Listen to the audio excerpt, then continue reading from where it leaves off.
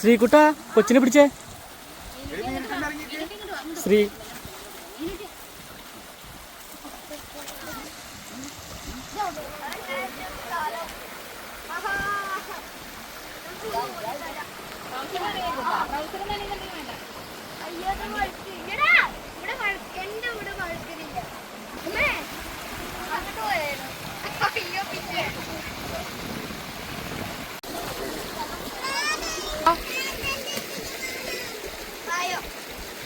ഇതിന്റെ ഈ കുടുംബം നോക്കിയ മിച്ചു കൈ പിടിക്കണേ.